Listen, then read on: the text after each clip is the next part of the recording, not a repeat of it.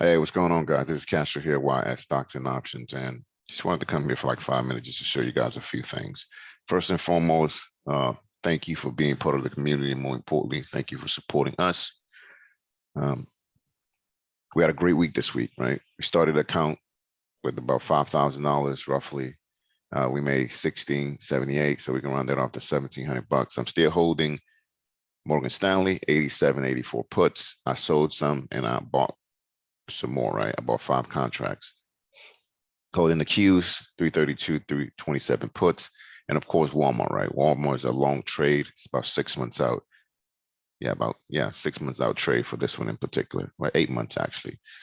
So buying power increased a little bit, still holding these 3, like I said. So what we saw today for the market was really crazy, right? We saw the market take a huge dump, right? After Jerome Powell spoke about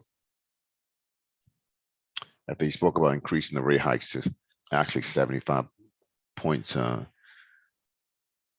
maybe on the table. So with that being said, look what happened. Like Dow Jones Industrial dropped 3%, S&P 500, the NASDAQ, Russell, really the entire market, right? The Japanese, European, and also the German market. And as you guys know, right, as the market goes down, entire market goes down, to include other nations' market, look at the VIX, the fear index increased. So it took off, literally from 24 to 28, 28, 25, and the whole, almost the whole world, the whole market was just red. Everybody was selling, right? And of course, we know some of these are algorithms, right? As soon as they hear something, some news like federal dashes Cold War, and shocking all hikes at 75 basis points, you know what happens, right? Algorithms automatically start selling, right? So all this is not just people selling. So a lot of bad news came out today. The market overall was selling. But of course, there's always a bull market somewhere. You saw some of these stocks here reaching new 52-week highs. Wow, 90+% of the market was actually going down. But if you want to learn about this, Tech Thursday, Technical Analysis Thursday, YS Tech Thursday, as we call it, we will be posting a link here. You can join us if you like, right? And just check us out and see what exactly we look at whenever we actually are making forecasts for our particular stocks, right? And more importantly, what mitigation strategies are we using in order for us to protect capital? Because not every play is going to go well, but if you are protecting capital and you're mitigating your positions every time you trade, you do well, like we do. So next thing I want to talk to you guys about is the fan principle. If you've never heard of that before, it's based on the use of multiple trend lines in order for you to judge a major reversal in the market, right? Again, multiple trend lines, right, in order for you to judge a reversal in the market. So what you're seeing here, I like to do these a little bit differently. So sometimes I use the same time frame. Sometimes I use different time frames, right? For this one in particular, as you guys can see here on TradingView, I am using the daily chart.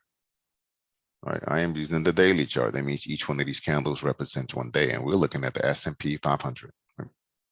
So let's check it out. So what I did here, 2 touch points. I do a trend line here, right? Boom, right? Trend line there.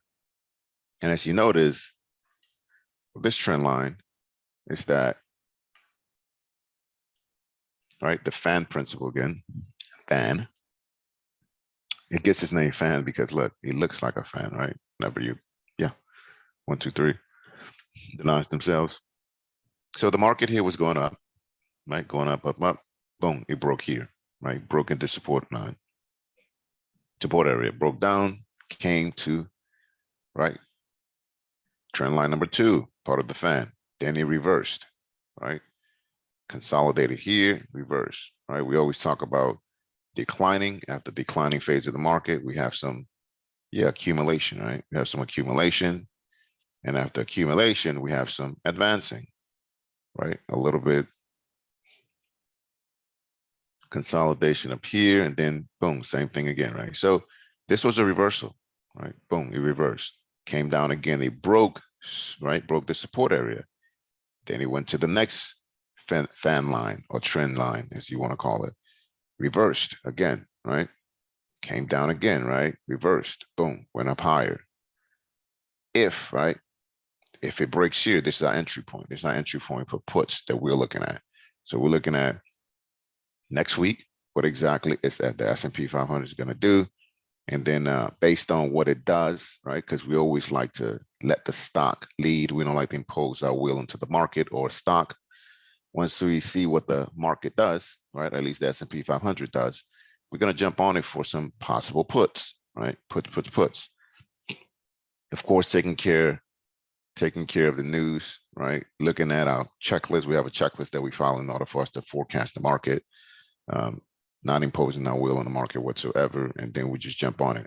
We did the same thing with Morgan Stanley, right? We follow our trading checklist to both our checklists, and we did the same thing with Goldman Sachs, right? Both of those extremely profitable. Somebody made like $1,200. Somebody was telling me yesterday, yeah, man, I made $200 on this or whatever. So, you know, we did really well on that particular trade. We put it on Facebook so you guys can see it, but yeah, so this is it, right? This is called the fan principle. The fan principle, again, it is multiple trend lines, one trend line here, right? Another trend line here. Then the last one, it looks like a fan, right? And again, this is to judge a major reversal in the market, major reversal. I myself, I bought QQQs. It looked very identical to the S&P 500. I bought it when the market opened, and I already had my fan line, right? And I was expecting, right? I was expecting the Qs to hit that particular line, the third line. That's exactly what it did, right?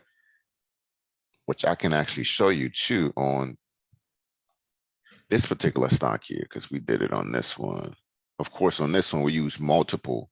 So this is Goldman Sachs, right? Goldman Sachs. We use multiple time frames for this one. We use the monthly chart, right? The monthly time. We use the monthly, the weekly, and the daily on this one in particular. Look at that, right? I gave it to you guys. I put it on Facebook on Thursday, and it hit our price target today, right? It went all the way to $321.24. It went lower than that actually. To bring that nice profits on this one. So this is one that we did, and of course the Morgan Stanley one too. Look at that, right? Using the same principles.